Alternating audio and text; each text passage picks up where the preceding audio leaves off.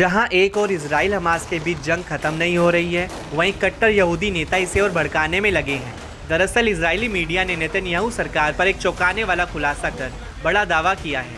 इसके तहत इजरायली सरकार ने कब्जे वाले पूर्वी यरूशलेम में अल-अक्सा मस्जिद पर धावा बोलने वाले यहूदियों को इनाम देने की योजना बनाई है।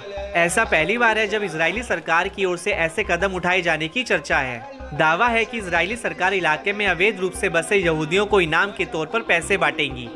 इजरायली न्यूज़ KAN के मुताबिक इजरायली हेरिटेज मिनिस्टर अमीचाई अलियाहू ने इसके लिए 2 मिलियन NIX यानी लगभग $5,22,000 अलॉट करने का आदेश दिया है।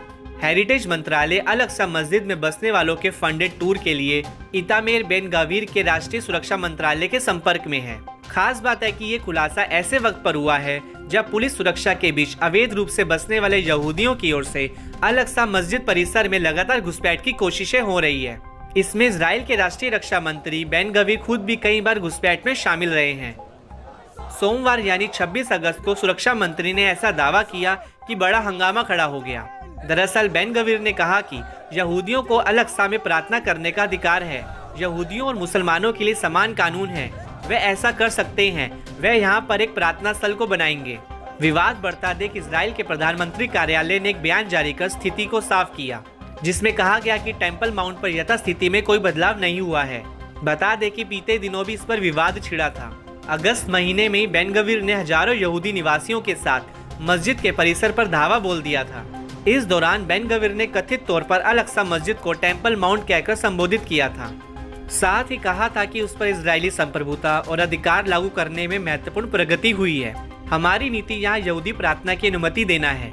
इस दौरान कई यहूदियों ने तो मस्जिद परिसर में प्रार्थना तक कर डाली थी। खैर, ताजा मामले पर मुस्लिम देशों के संगठन ने भी तीखी प्रतिक्रिया देकर इजराइल को घेरा है। इस्लामिक सहयोग संगठन ने बेन गवीर के बयानों के साथ साथ बसने वाले समूहों और इजरायली मंत्रियों की ओर से मस्जिद परिसर में हो रही घुसपैठ की निंदा की। OIC ने कहा कि वह इन कार्यों को इजराइल की ओर से पवित्र स्थानों की पवित्रता और पूजा की स्वतंत्रता का लगातार उल्लंघन मानता है। साथ ही ये जिनेवा कन्वेंशन और अंतर्राष्ट्रीय कानूनों की भी अवहेलना है। इजराइल के पास अल-कुद्स शहर को यहूदी घोषित करने के लिए उठाए फैसलों का कानूनी आधार नहीं है। वहीं अंतर्राष्ट्रीय कानून और अंतर्राष्ट्रीय वैधता के प्रस्तावों के तहत इसे शून्य मानता है। मालूम हो कि अल-अक्सा मस्जिद में साल 1967 से ही यथास्थिति बरकरार है। दरअसल इजराइल और जॉर्डन के बीच एक समझौता हुआ था। इसके तहत पवित्र परिसर में गैर मुस्लिम पूजा पर पूरी तरह से रोक का प्रावधान है।